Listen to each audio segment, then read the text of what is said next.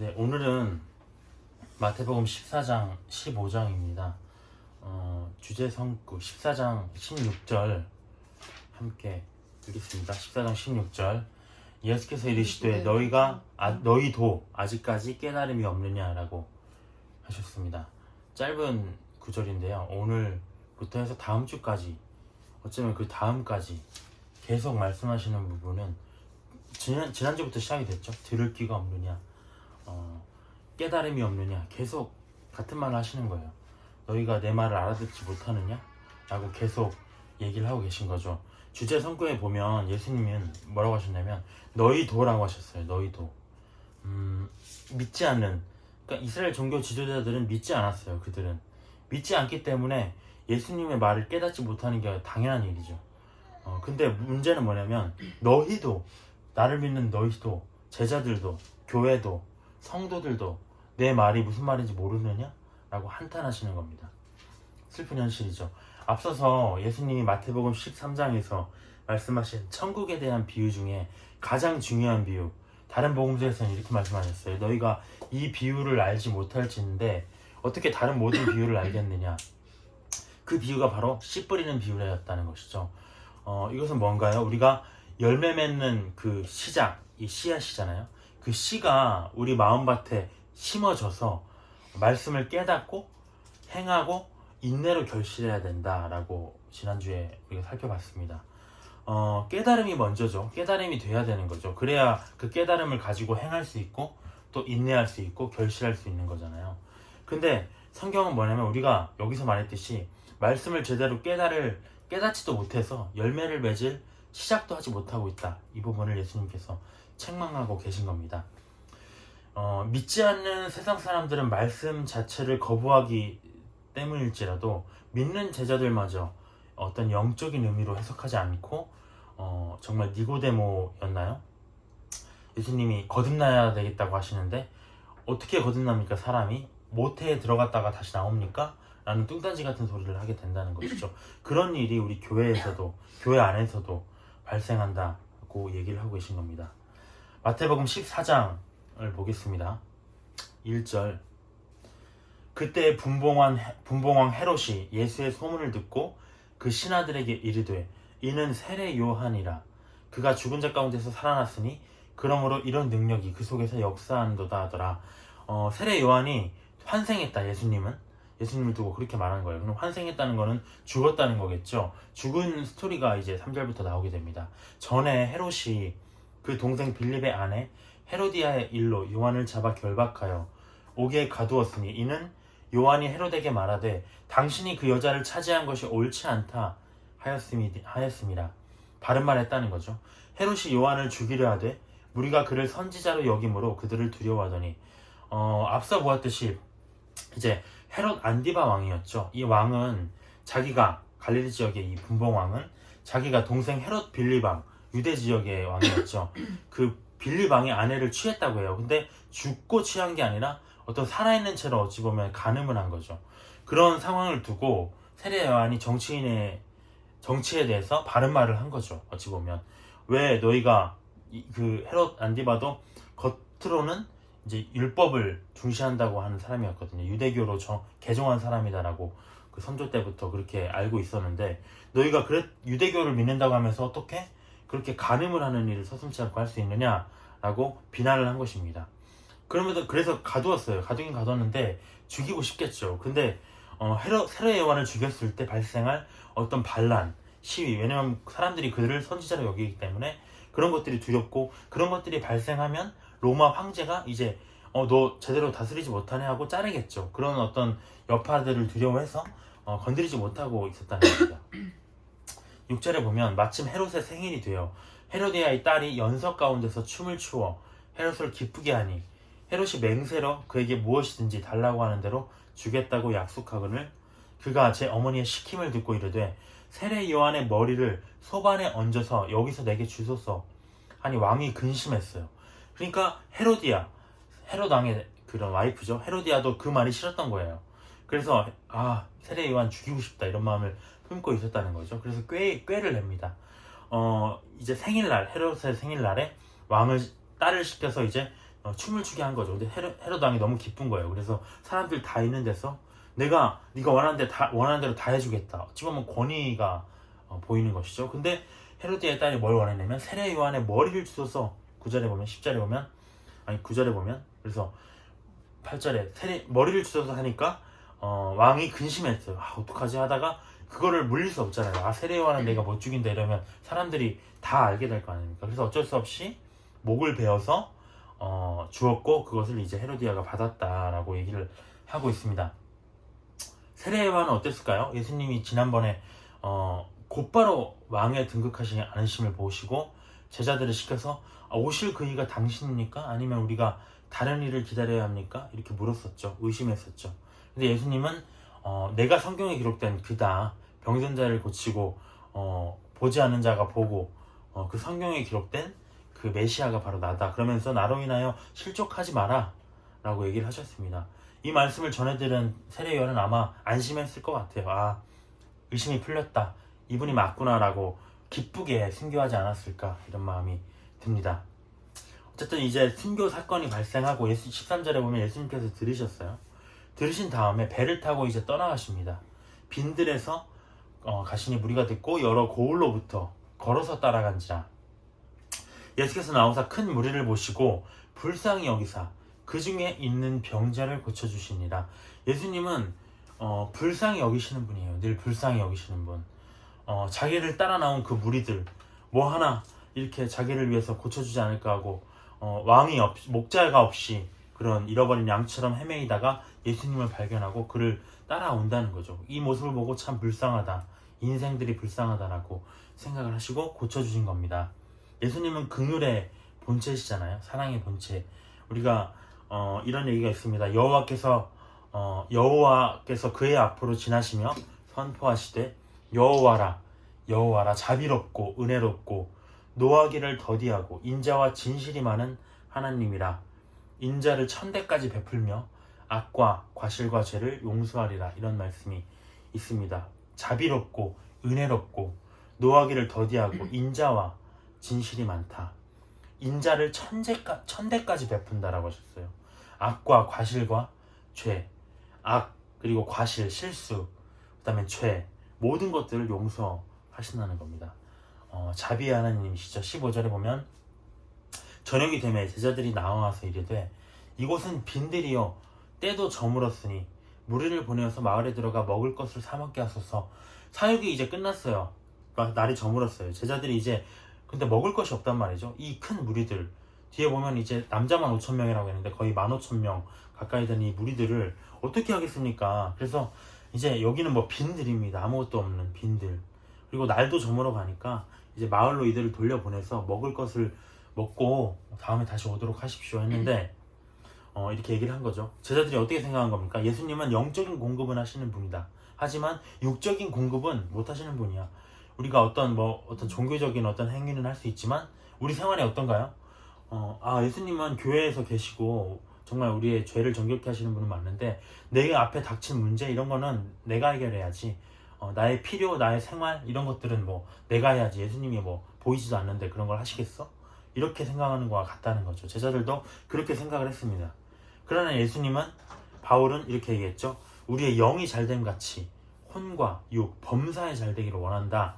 이렇게 얘기를 했습니다. 하나이기 때문입니다. 16절에 보면 그래서 예수님께서 이르시되 갈 것 없다. 너희가 먹을 것을 주라. 너희가 줄 수 있잖아. 17절에 제자들이 이르되 여기 우리에게 있는 것은 떡 5개와 물고기 2마리뿐이다 라고 얘기를 합니다. 예수님이 제자들에게 먹을 것을 주라고 하셨는데요. 제자들은 다른 복음서에 보면 이렇게 돼 있어요. 어린아이가 가진 떡을 가져와서 떡 5개와 물고기 2마리를 가져와서 이거밖에 없습니다 라고 불가능합니다 라고 얘기를 했다는 거죠. 그래서 18절에 보면 이르시되 그럼 그것을 내게 가져오라. 무리를 명하여 잔디 위에 앉히시고 떡 5개와 물고기 2마리를 가지사 하늘을 우러러 축사하시고 떡을 떼어서 제자들에게 주시매 제자들이 무리에게 주니 다 배불리 먹고 남은 조각을 12바구니에 차게 거두었다라고 되어 있습니다. 먹은 사람은 여자와 어린이 외에 5,000명이나 되었더라. 우리가 이 부분을 보면 어떤가요? 기억해야 될 건 뭐냐면 남자만 5,000명이나 되는 사람들이 다 배부르고 남은 조각을 12바구니에 차게 거둘 정도로 남았다. 먹이셨다라고, 배불리 먹이셨다라고 돼 있습니다. 이 내용을 볼 때 항상 우리가 이렇게 얘기하죠. 예수님이 정말 한계가 없으신 분이구나. 맞죠? 기적을 일으키시는 분이구나. 이 오병이어의 내용을 가지고 그렇게만 보시잖아요. 근데 이 사건을 보이는 그대로만 해석하면은 아무런 그 이상의 의미가 없다는 거죠. 왜냐면 이 뒤에서는 10장, 16장에 어떤 얘기가 나오냐면 이 다음 장에 어떤 얘기가 나오면 칠병이어가 또 나와요. 근데 오병이어나 칠병이어나 그게 뭐 비슷한데 스토리가 그게 뭐 여기나 저기나 두 번이나 쓰일 필요가 있나? 성경이 좀 불필요하게 이렇게 기록이 됐구나라고 얘기를 할 수가 있다는 거죠. 겉으로 드러난 모습만 보면. 하지만 그건 분명히 다른 의미가 있다는 겁니다. 우리가 여기에 대해서는 칠병이어 사건과 함께 16장에서 다음 시간에 그 뜻을 한번 살펴보도록 할게요. 우리가 주목해야 될 건 뭐냐면, 기억해야 될 것, 이 오병이어의 기적이 어디서 일어났냐? 누가복음에 보면 벳세다에서 일어났다고 합니다. 갈릴리 유대 땅이에요. 갈릴리 해변가 부분 유대 땅에서 일어났다는 거죠. 기억해야 될 것. 두 번째는 뭐냐면 어린아이가 준비했다는 겁니다. 그리고 세 번째는 뭐냐면 12바구니가 남았다는 거예요. 12바구니가 남았다. 이것들을 기억해두고 또 넘어가면 좋을 것 같아요. 디테일하게 성경을 봐야 될 것 같습니다. 이제 22절부터 33절까지는 바다 위를 걸으신 기적에 대해서 나옵니다. 이제 이런 오병이어의 기적을 보이셨어요. 그러니까 사람들이 어떻겠습니까? 흥분하는 거죠. 와, 예수님이 단순히 내 육신의 병만 고치시는 분이 아니라 내 육신의 배고픔까지도 해결하실 수 있는 분이네. 이분 진짜 왕이네. 이분을 그냥 따라야 되겠다라고 막 사람들이 광분하기 시작하는 거죠. 이 사이에 있는 제자들은 어떨까요? 군중 심리 때문에 제자들도 이제 동요가 되는 거죠. 와, 당장 이제 예수님께서 왕으로 오시는구나. 이렇게, 와, 그럼 나도 한 자리 하고 정말 이제는 우리의 시대가 시작되는구나. 막 방방 뛰게 된다는 거죠. 이 동요. 하지만 예수님이 왕으로 등극하실 때는 재림의 일이잖아요. 그래서 예수님이 22절에 보면 즉시 제자들을 재촉해서 자기가 무리를 보내는 동안에 배를 타고 건너편으로 가게 하시고, 내가 이 군중들 내가 보낼 테니까 너희들 빨리 배 타고 건너편으로 넘어가라 라고 얘기를 하신 겁니다. 돌아가라. 이렇게 정리를 하셨다는 거죠. 그리고 난 다음에 뭐 하셨냐? 기도하러 따로 산에 올라가시니라. 저물매 거기 혼자 계시더니. 그러니까 예수님은 항상 기도하시는 분이었어요. 우리가 보면은 큰 일을 행하기 전에도 우리가 겟세마네에서도 기도하셨죠. 또 큰 일을 행한 후에도 또 밤중에 기도하셨죠. 새벽과 밤중에 늘 하나님과 기도하고 소통하고 깨어 있으신 분이다. 이 모습은 우리에게도 이 같은 모습을 요구하기 때문에 주님께서 보이신 거겠죠.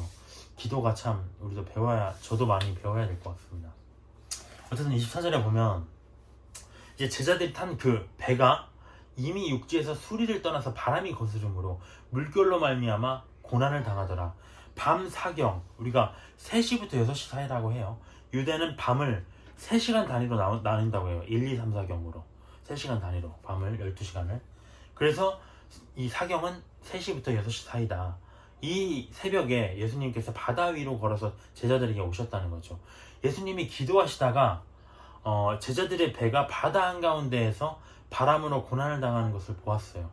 예수님이 어떤 무빙에서 나온 그런 천리안을 가지고 계신지 모르겠지만 전지하신 분이기 때문에 다 보시는 거죠. 그래서 기도를 멈추고 바다 위를 걸어서 급히 제자들에게 이제 가십니다. 우리가 풍랑 사건 복음서에서 2가지가 나와요. 마태복음 8장에서는 예수님이 저편으로 건너가자, 우리가 이미 배웠어요, 하신 후에 함께 타고 가던 배에서 풍랑이 일어났어요. 여기서 뭐냐면 예수님이 니네들을 저편으로 건너가라 해서 제자들만 타고 가던 배에서 풍랑이 일었어요. 어쨌든 풍랑이 일었어요. 예수님이 말씀하신 대로 했는데 풍랑이 빌었다. 여기서 얻을 수 있는 교훈은 무엇이냐라는 것을 한번 기억해 봤으면 좋겠습니다. 26절에 계속 볼게요. 제자들이 그가 바다 위로 걸어오심을 보고 놀라 유령이라 하며 무서워하여 소리 지르거늘 예수께서 즉시 이르시되 안심하라, 나니 두려워하지 말라 라고 얘기를 하셨습니다. 해결하러 오신 거죠. 해결하러 오셨다는 겁니다. 아까 풍랑 사건 2가지 사건을 봤을 때 어떻습니까? 예수님이 명하신 대로 했는데도 불구하고 풍랑이 불었다는 거죠. 우리가 여기서 볼 수 있는 교훈은 무엇입니까? 예수님이 명하신 대로 살아가도, 말씀대로 살아가도, 교회 생활 잘해도 풍랑은 불어올 수 있다. 문제는 발생할 수 있다. 이것을 우리가 어디서 배웠죠? 창세기에서 배웠습니다. 아브라함도 하나님이 명하신 가나안 땅에 도착했어요. 그러면 이제 적과 꿀이 흐르는 그런 행복을 누릴 줄 알았는데 처음 경험한 건 무엇이냐? 기근이었다는 거죠. 심한 기근이었다. 근데 그때 기억해야 될 게 뭡니까? 아브라함은 어떻게 해결해 주셨죠? 아브라함이 물론 기근으로 인해서 애굽으로 넘어갔다. 넘어가지 않았다면 어떻게 해결을 해 주셨겠죠. 근데 그는 그러지 못했다. 그래서 우리가 이 풍랑 사건을 봤을 때 기억해야 될 건 뭐냐? 예수님이 행한 길에서 문제가 발생했을 때는 예수님이 바다 위를 건너서라도 어떤 초자연적인 능력을 보이시더라도 우리가 이성적으로 생각하기에 이건 안 돼, 해결 방안이 없어라고 꽉 막혔어라고 생각했을지라도 예수님은 반드시 그 문제를 해결하실 수 있다. 왜냐? 아브라함이 믿음의 여정에 발을 내딛었던 것처럼 우리도 예수님을 믿고 그 믿음의 여정에 발을 내딛었기 때문에, 예수님의 자녀이기 때문에, 하나님의 자녀이기 때문에 그렇게 행하신다는 겁니다. 그래서 근데 26절을 보면 유령이라고 하면 이제 놀랐어요. 제자들을 알아보지 못했다는 거죠. 그러니까 예수님이 두려워하지 마라, 나다라고 얘기를 하시는 겁니다. 물론 많이 어두웠겠죠. 밤이 새벽이기 때문에. 근데 또 어떤 것을 의미할 수 있을까요? 우리가 이 앞서 오병이어의 기적을 봤다는 거죠. 오병이어의 기적. 와, 이거 5,000명을, 난자만 5,000명을 먹이셨네? 이분은 진짜 창조주구나. 무에서 유를 창조하시는 분이구나 라고 정말 확신했을 겁니다. 그러면 어떨까요? 나도 그의 제자이기 때문에 내가 어떤 문제가 발생하든지 예수님이 다 아실 거고 나는 두려워할 게 없겠네 라고 생각을 했어야 되는데, 풍랑을 보면서 너무 두려워했다는 거죠. 자기가 예수님의 제자인데도 주권자, 천지 만물을 창조하신 분의 제자임에도 불구하고 두려워. 나 죽는 거 아니야? 영적인 마음이 어두워져 있었다는 거죠. 그래서 예수님이 나타나셨는데도 불구하고 유령이다, 누군지 알아보지 못했다는 겁니다. 영적인 눈이 벌써 풍랑을 보면서 현실 감각에 빠지면서 벌써 눈이, 영적인 감각이 어두워졌다. 우리도 이런 경우 너무 많죠. 예수님이 어떤 일을 해주셨을 때 감사합니다, 은혜이십니다, 정말 기뻐서 당장 순교라도 할 수 있을 만한 그런 마음을 가졌다가도 조그마한 문제가 발생하면 벌써 그거를 다 잊고 정말 그 괴로움 속에서 두려워하는 그런 모습들, 그게 바로 우리의 모습들, 인간적인 한계가 아닌가 싶습니다. 하지만 예수님은 바다 위를 건너서라도 이 문제를 해결하셨다. 28절에 보면 베드로가 이제 예수님인 걸 아시고, 당신이거든 내가 물 위를 걷게 한번 해주셔서, 그러니까 예수님이 오라 라고 하셨어요. 그러니까 베드로가 내려서 바다 위를 예수님처럼 걸어갔다는 거죠. 베드로의 돌발 행동이에요. 이거는 시나리오에 없던 내용이에요. 자기도 예수님처럼 바다 위를 걸어보고 싶다는 겁니다. 풍랑을 잠잠하게 해주는 것뿐만 아니라. 근데 조건이 필요했어요. 그건 뭐냐면 예수님이 명하셔야 된다는 거죠. 창조자이신 예수님의 말씀이 있어야만 내가 바다 위를 걸을 수 있다, 기적을 행할 수 있다는 걸 믿었던 겁니다. 그래서 내가 그냥 뛰어드는 게 아니라 예수님 말씀해 주셨어서, 예수님은 말씀대로 성취되는 분 아닙니까? 그러니까 나를 명해서 무리를 걷게 좀 해주세요. 말씀을 기다렸다는 겁니다. 그래서 예수님이 오라 하셨어요. 오라. 말씀이 떨어진 거죠. 그러니까 바다 위를 걷게 된. 그래서 우리가 이 모습을 보면 불가능한 상황에서 예수님에 대한 절대적인 믿음은 기적을 경험하게 한다는 겁니다. 근데 저는 통상 뜨뜻미지근할 때가 많은 것 같아요. 차지도 않고 식을 때는 확 식어지는 그런 느낌이죠. 근데 베드로는 뜨겁거나 찼습니다. 뜨거울 때는, 근데 이 사람의 특징은 뭐냐면 진심이라는 거죠. 뜨거울 때는 완벽한 진심이에요. 차가울 때는 예수님을 부인할 정도로 차갑지만, 그래서 이런 뜨거움의 사람, 그래서 수제자가 된 게 아닌가. 그래서 믿음이 그런 폭발할 때가 있는 거죠. 이 사람에게는 그때 기적을 경험했다는 것입니다. 불가능한 상황에서 절대적인 믿음이 이루어낸 기적입니다. 30절에 보면 바람을 보고 무서워 빠져가는지라 소리질러 이르되 주여 나를 구원하소서 하니까요. 베드로가 또다시 바람을 봤어요. 예수님만 보고 걸어가면 되는데 그 기적의 상황에서 또다시 바람을 봤다는 거죠. 풍랑과 문제를 봤다는 거죠. 현실 감각으로 돌아와 버린 거죠. 다시 빠져들어가기 시작합니다. 이것은 우리가 곰곰이 생각해야 할 필요가 있어요. 영적인 세계와 육적인 세계는 반대에 있다. 육적인 것을 우선시할수록 영적인 감각은 반드시 떨어지게 되어 있고, 영적인 감각을 우선시할수록 육적인 것은 초월하게 되어 있다는 겁니다. 그래서 우리가 어떤 내 모습을 스스로를 반추할 때 내가 육적인 것에 너무 빠져있다면 영적인 감각이 둔해지고 있구나, 둘이 같이 갈 수는 절대 없다는 겁니다. 한쪽을 우선시하면 한쪽은 빠져들어가는 거죠. 그것처럼 베드로도 빠져들어갔다는 겁니다. 그때는 어떻게 됩니까? 주여 나를 구원하소서 라고 외쳤다는 겁니다.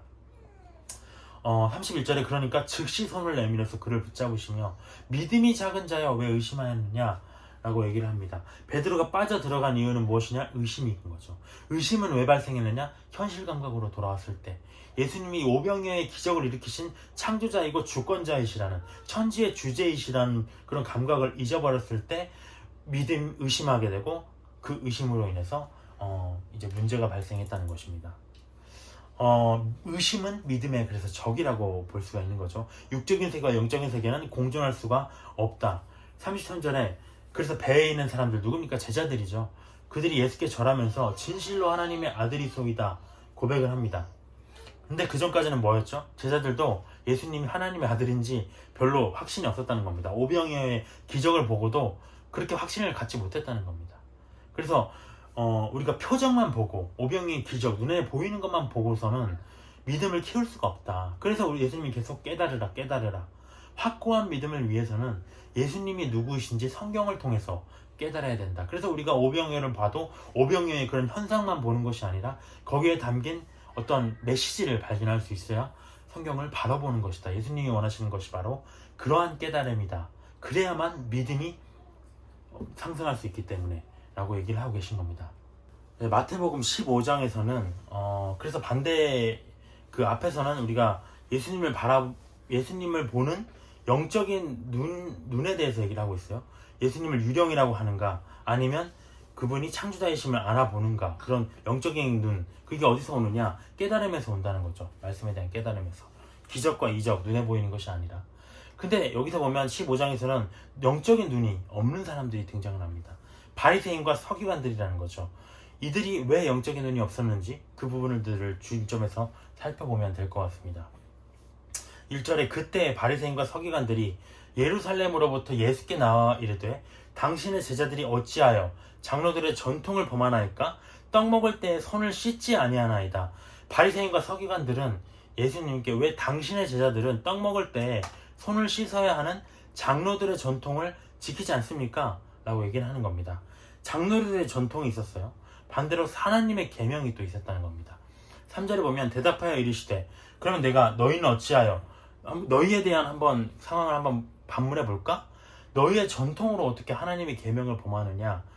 예를 들어보겠습니다 라고 얘기를 하는 겁니다. 예수님이 하나님이 이르셨으되 내 부모를 공경하라 하시고 또 아버지나 어머니를 비방하는 자는 반드시 죽임을 당하리라 하셨거늘 너희는 이르되 누구든지 아버지에게나 어머니에게 말하기를 내가 드려 유익하게 할 것이 하나님께 드림이 되었다고만 하기만 하면 그 부모를 공경할 것이 없다 하여 너희의 전통으로 하나님의 말씀을 폐하는도다 라고 되어 있습니다. 뭐라고 하시냐면 4절에 보면 부모를 공경하라. 이거는 율법이에요. 10계명에도 있는 내용입니다. 하나님의 계명이에요. 근데 5절에 보면 다른 내용이 나옵니다. 내가 드려 유익하게 할 것이 하나님께 드림이 되었다. 그러니까 부모, 아버지에게나 어머니에게 드릴 것을 내가 하나님에게 드림이 되면 내가 아버지와 어머니에게는 안 드려도 된다. 라는 것이 바로 장로들의 전통에 남아있다는 거죠. 고르반이라고 하는 전통이었다고 합니다. 왜냐면 하나님께 드렸으니까요. 부모는 섬기지 않아도 돼요. 이게 바로 사람들의 전통이었다는 거죠. 근데 사람들은 하나님의 계명과 또 사람의 계명 중에 무엇을 더 중시했느냐? 사람들의 전통, 장로들의 전통을 더 중시했다는 겁니다. 그래서 그럼 반대로 어떻게 됐느냐? 하나님의 계명은 폐해되는 거죠. 6절에 그 부모를 공경할 것이 없다 하여 너희의 전통으로 하나님의 말씀을 폐하는도다 라고 얘기를 하는 겁니다. 7절에 외식하는 자들아 이사야가 너희에 관하여 잘 예언하였도다 일렀을 때 이 백성은 입술로는 나를 공경하되 마음은 내게서 멀도다. 사람의 계명으로 교훈을 삼아 가르치니 나를 헛되이 경배하는도다 하였느니라 하시고 하나님의 계명보다 장로들의 전통을 더 따르는 이스라엘 백성들은 입술로는 하나님을 공경한다 하면서 실상 마음은 하나님에게서 먼저들이었다는 거죠. 사람의 계명을 쫓아갔기 때문에. 근데 더 궁극적인 얘기를 하고 있는 겁니다. 백성들이 그렇게 된 이유가 뭐냐? 9절과 같이 가르침이라는 거죠. 가르침. 이스라엘 종교 지도자들이 하나님의 계명이 아닌 사람의 계명을 교훈으로 가르쳤기 때문에 사람들이 그렇게 된 거다. 지도자의 잘못이다라고 얘기를 하는 겁니다. 우리 교회의 모습과도 같은 내용이겠죠. 예배에 하나님의 말씀보다 사람이 만든 어떤 심리학, 세상 사람 어떤 뭐 성경학자들의 얘기, 세상 철학이 더 많이 등장하고 있다는 겁니다. 한 절 한 절 말씀을 공부하는 것은 어찌 보면 이단에서나 하는 그런 말인 것처럼, 그런 일인 것처럼 등한시하고 있다는 거죠. 그 모습입니다. 10절에 보면 무리를 불러 이르시되 듣고 깨달으라. 입으로 들어가는 것이 사람을 더럽게 하는 것이 아니라 입에서 나오는 그것이 사람을 더럽게 하는 것이니라 라고 합니다. 그래서 다시 처음으로 돌아가는 거죠. 제자들이 아이고 떡으로 손 안 씻고 먹으니까 당신 제자들은 더럽네요? 이렇게 얘기한 거에 대한 대답입니다. 입으로 들어가는 게 더러운 게 아니야. 입에서 나오는 게 더러운 거지. 그러니까 너희들은 뭐냐면 입에서 나오는 것, 말에 너희들이 더러움은 뭐냐면 너희들이 메시아인 나, 하나님인 나를 핍박하고 비난하고 그런 것이 바로 더러운 말이지. 또 사람들을 괴롭히고 비난하는 것이 더러운 것이지, 떡을 씻지 않은 손으로 먹는 것은 더럽게 하는 것이 아니야. 육보다 중요한 것은 혼과 영이야 라고 얘기를 하고 있는 겁니다. 그래서 여기서 얘기하고 있는 게 뭐냐면 그래서 뒤에 보면 12절에 이렇게 얘기하고 있죠. 제자들이 나와서 이렇게 얘기를 합니다. 바리새인들이 그 말씀을 듣고 걸림이 된 줄 아시나니까. 왜 걸림이 되죠? 우리 제자들은 손을 씻지 않고 먹어서 네가 더럽다고 하는데 너희는 사실은 입에서 나오는 말도 더럽고 마음도 더러운 사람들이야 라고 방금 얘기를 한 거지 않습니까? 비꼬은 거잖아요. 그렇게 되기 때문에 이 말을 듣고 그들이 걸렸다는 거죠. 예수님의 책망이 그들을 자극했다고 하는 겁니다. 그러니까 뭐라고 하시냐면 13절에 보면은 예수님께서 대답하여 이르시되 심은 것마다 내 하늘 아버지께서 심으시지 않은 것은 뽑힐 것이니라고 되어 있습니다. 우리가 씨 뿌리는 비유에 이런 비유가 하잖아요. 가라지를 뽑지 말라고 하시잖아요. 그러니까 뭐라고 하신 거냐면 그들이 걸림이 되게 냅둬라. 그들이 넘어진다 할지라도 가라지는 어차피 뽑힐 거였어. 종말의 날에 하나님께서. 그러니까 내 말 때문에 넘어지고 이런 거 아니야. 그들이 넘어질 사람이었으면, 뽑힐 사람이었으면 뽑힐 것이다 라고 얘기를 하고 있는 겁니다. 그래서 또 한편은 무엇인가요? 걸림. 말씀을 듣고 그들에게 만약에 우리에게 걸림이 다가왔다면 성령의 책망이라는 것이죠. 근데 그들은 그 성령의 책망에 대해서 화가 나고 분노했다는 것입니다. 이 성령의 책망에 대해서 걸림이 올 때는 어떻게 해야 되느냐? 회개해야 되는 것이죠. 그래서 14절에 보면 그냥 두라. 그들은 맹인이 되어서 맹인을 인도하는 자로다. 만일 맹인이 맹인을 인도하면 둘이 다 구덩이에 빠지리라. 그들은 본인이 가라지일 뿐더러 가라지를 양산하는 존재들이었다는 거죠. 이는 가르치는 리더들에게 계속 하고 있는 겁니다. 리더들에게 백성이 왜 그렇게 사람의 계명만 쫓는 자들이 되었냐? 너희들이 잘못 가르쳤잖아. 너희들이 사람의 계명으로 가르쳤잖아. 너희가 사람의 말에만 주목하고 하나님의 말씀을 깨닫지 못하는 영적 맹인인데 어떻게 다른 영적 맹인들을 깨닫게 할 수 있겠느냐? 너희들도 말씀 잘 모르잖아. 그렇기 때문에 너희들이 말씀을 가르치지 못하는 것은 당연한 것이다. 결국에는 말씀을 가르칠 깨달음과 자격이 없었다는 겁니다. 그래서 15절에 보면 베드로가 대답하여 이르되 이 비유를 우리에게 설명하여 주셔서. 제자들도 몰랐던 거예요. 그러니까 16절에 보면 예수께서 이르시되 너희도 아직까지 깨달음이 없느냐? 그러니까 내가 앞서 말했듯이 이스라엘 종교 지도자들이 모르는 건 이해하겠어요. 나를 믿지 않으니까. 하지만 너희들은 나의 제자라고 하면서 내 말을 또 몰라? 내 말뜻을 모르느냐? 라고 얘기를 하는 겁니다. 17절에 입으로 들어가는 것은, 다시 또 풀이를 해주시는 거죠. 입으로 들어가는 것은 배로 들어가서 뒤로 내버려지는 줄 알지 못하느냐? 나온다는 거죠. 나와서 버려진다는 거죠. 18절에 입에서 나오는 것은 마음에서 나오나니 이것이야말로 사람을 더럽게 하느니라. 마음에서 나오는 것은 악한 생각과 살인과 간음과 음란과 도둑질과 거짓 증언과 비방이니 이런 것들이 사람을 더럽게 하는 것이요 씻지 않은 손으로 먹는 것은 사람을 더럽게 하지 못하느니라. 그러니까 제자들이, 그 바리새인들이 처음에 질문했던, 제자들이 왜 손 안 씻고 먹는데 더럽게 그 전우들의 전통을 범합니까 했을 때 거기에 대한 풀이인 거죠. 제자들도 그 풀이에 대해서 예수님이 말씀만 던졌는데 그 말씀에 대해서 깨달음이 없었기 때문에 예수님이 다시 한번 설명을 해주시는 겁니다. 근데 이 말씀에 대해서, 이 말씀의 깨달음에 대해서, 왜 더러움에 대해서 얘기를 하셨을까요? 너희가 궁극적으로 네 마음이 더러운 것은, 네 마음 속에서 그 더러운 것들이 샘솟는 이유는 무엇이냐? 그 더러운 것이 샘솟는 이유는 바로 말씀을 깨달았지 못했기 때문에, 깨닫지 못했기 때문에 라고 되어 있는 겁니다. 요한복음 17장 17절에 보면 이렇게 되어 있습니다. 그들을 진리로 거룩하게 하옵소서.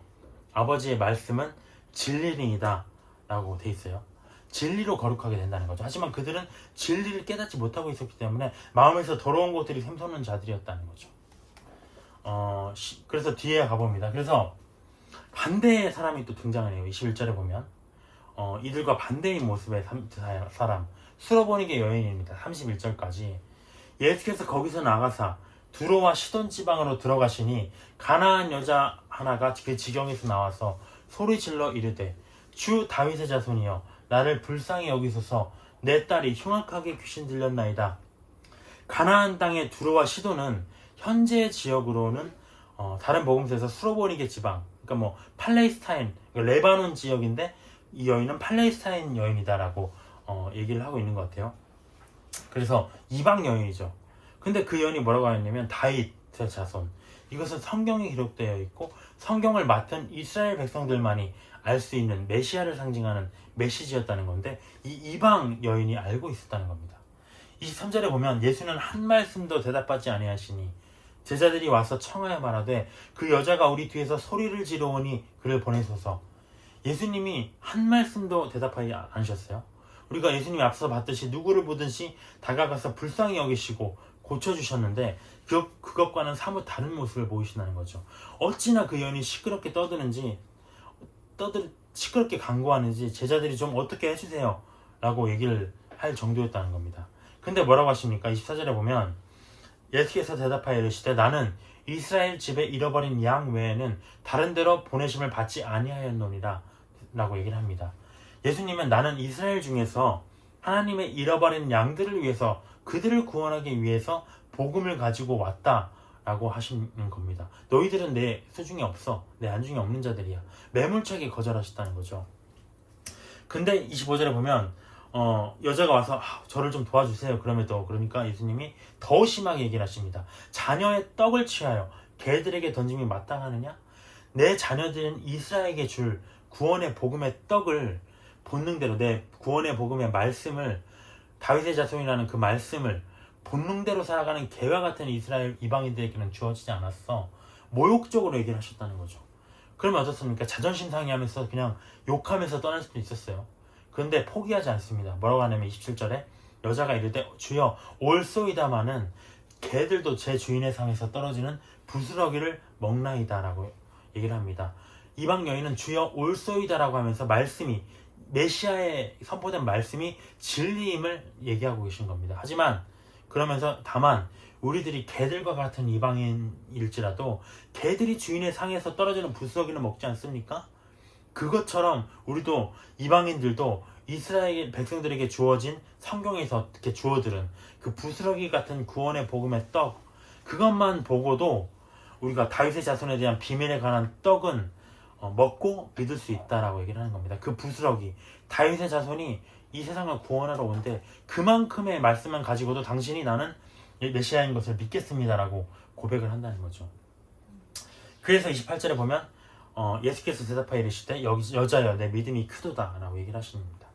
밥상이 제대로 차려진 본 자녀 이스라엘은 정작 밥상을 걷어찼어요. 근데 그 밑에서 기다리는 개들과 같은 이방인들은 그 떨어지는 밥들을 간절히 사모했다는 거죠. 그래서 이스라엘이 어떻게 됩니까? 복음을 거절함으로 인해서 구원이 이방인에게로 왔다는 것이고, 예수님은 그 여인의 믿음을 크다 칭찬하면서 딸을 고쳐주셨습니다. 작은 말씀을 가지고도 그들은 깨달았다는 거죠. 근데 그들은 성경을 다 가지고도 예수님이 메시아인 줄을 깨닫지 못하고 있는 사람들, 영적인 눈이 흐려진 사람들이었다. 32절부터 39절 마지막까지는 칠병녀의 기적이 등장합니다. 앞서 14장에서도 몰려든 무리들을 불쌍히 여기시면서 먹이시기 원하셨어요. 그래서 떡 5개와 물고기 2마리로 그들을 먹이셨던 오병이어 사건을 벌이셨습니다. 근데 이와 매우 유사한 사건이 또 벌어진다는 것이죠. 왜 이런 사건을 2개나 성경에서 기록해놨을까? 라고 우리가 얘기할 수 있는데 그 본 뜻이 숨어 있다는 것이죠. 예수께서 제자들을 불러 이르시되 불쌍히 여긴다. 그들이 또 마찬가지예요. 나와 함께 있은 지 사흘, 3일이나 지났는데 먹을 것이 없네. 길에서 기진할 것 같다. 굶어 죽을 것 같다. 그러니까 내가 굶겨서 그냥 못 보내겠다 얘기를 합니다. 그러니까 제자들이 뭐라고 하면 우리가 배부를 만큼 이 떡을 어디서 얻으리까? 정말 황당한 노릇이죠. 오병이어를 제자들이 목격했는데 또다시 이런 의문에 빠지는 겁니다. 또다시 그냥 예수님 전에 오병이 하셨으니까 지금도 하실 수 있죠. 먼저 가져왔어야 될 텐데 이만큼 영적인 눈이 흐려져 있다는 겁니다. 그래서 예수님이 너에게 떡이 몇 개 있느냐? 7개와 작은 생선 2어머니가 있나이다. 그러니까 여기서는 7병이어 사건이 없습니다. 그러니까 앞서 예수님은 식사장에서 오병이어의 기적을 일으키셨는데도 또 같은 상황에 처하니까 그 엄청난 사건을 잊고 또다시 가능하겠습니까? 의심하고 있는 것이다. 인간의 모습이라는 거죠. 35절에 예수께서 무리에게 명하사 땅에 앉게 하시고 또 축사하신 후에 그것을 떼어서 제자들에게 주니 제자들이 무리에게 전달해 주니까 다 먹고 7광주리에 남은 것을 차게 거두었다라고 얘기를 하고 있습니다. 왜 성경에서 오병이어와 칠병이어와 같은 유사한 기적을 2번이나 기록하였는가? 단순한 반복인가? 마찬가지로 오병이어와 칠병이어 속에 담긴 비밀이 있다는 거죠. 예수님이 말씀하신 거에는 분명 현상만 보지 말고 그 숨겨진 뜻을 발견할 줄 알아야 된다. 아까 어땠나요? 유대 갈릴리 땅에서 이 일이 벌어졌다고 했어요. 베세다에서. 그리고 어린아이가 떡을 준비했다고 했어요. 그리고 난 다음에 또 무엇이 있었나요? 12바구니를 거두었다. 근데 여기서 기억해야 될 건 무엇입니까? 두로와 시돈 지방에 수로보니게 여인이 있던 두로와 시돈의 이방 땅에서 행해졌다는 것. 두 번째는 무엇입니까? 이 떡은 제자들이 준비를 했어요. 이 제자들 7병이어는. 그리고 난 다음에 어떻게 됐습니까? 7광주리가 남았다는 겁니다. 이것을 대비해서 살펴봐야 된다. 우리가 다음 주 내용이지만 16장 9절 10절을 한번 볼까요? 16장 9절 10절에 이렇게 되어 있습니다. 8절부터 볼까요? 예수께서 아시고 이르시되 믿음이 작은 자들아, 믿음과 깨달음은 동일한 형상에 있다는 겁니다. 어찌 떡이 없으므로 서로 의논하느냐? 너희가 아직도 깨닫지 못하느냐? 깨닫지 못하니까 너희들이 믿음이 없지.